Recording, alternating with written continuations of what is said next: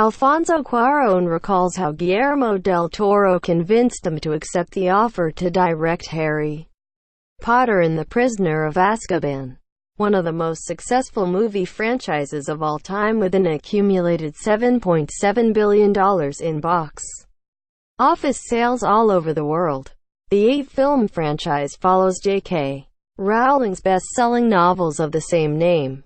Perhaps the most popular film and book in the franchise, The Prisoner of Azkaban, was so well loved because it's among the rare novel-to-big screen adaptations that were actually able to effectively translate the narrative's essence despite the movie's limited runtime. The third movie in the series, it's also dubbed the most aesthetically pleasing out of all 8 entries, which adds to its rewatchability value.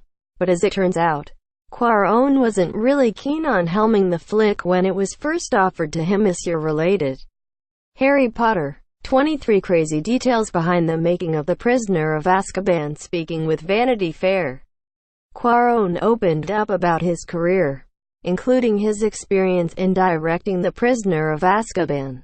He recalls how he eventually agreed to take the opportunity after being initially skeptical about it, and he credits Del Toro for changing his mind to do the gig. "I talked with Guillermo, as I always do, and he says, 'What's happening? Any projects going on?' Quote, and I said, 'I'm going for Harry Potter. Can you believe it?' And I even made fun of it. I hadn't read the books or seen the films, and then he looks upset with me.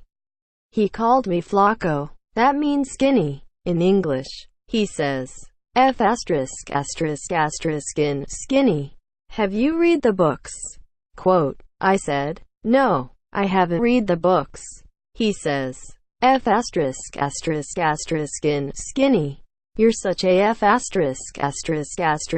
arrogant bastard. You are going right now to the bookshop and get the books, and you're going to read them, and you call me right away when he talks to you like that. Well, you have to go to the bookshop. At that time, the 4th book had just come out, and I read the first 2, and I was halfway through the 3rd, and that was the one they had offered me. And I called him and said, "Well, the material's really great." He says, "Well, you see,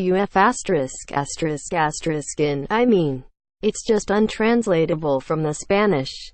As a filmmaker, it was almost like a lesson of humility, of saying, how am I going to do it my own, but at the same time, respecting what has been beloved in those couple of movies."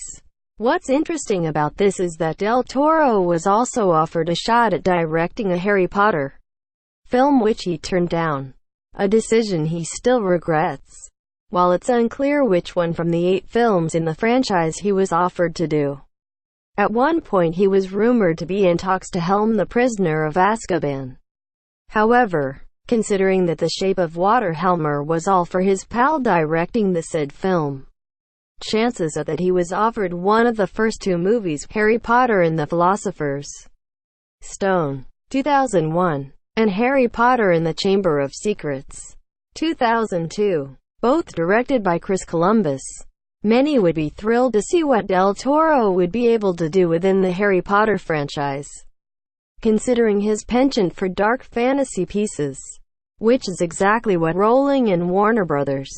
Are going for via the Fantastic Beasts films, the first 2 films in the prequel continuity. 2016's Fantastic Beasts and Where to Find Them, and the forthcoming Fantastic Beasts and the Crimes of Grindelwald are both directed by David Yates, who also helmed the last 4 films in the main saga. Yates is expected to direct the remaining 3 films in the Fantastic Beasts series. But perhaps if the Harry Potter universe continues to grow, Del Toro could call the shots on a different spin-off. Source: Vanity Fair Tags. Harry Potter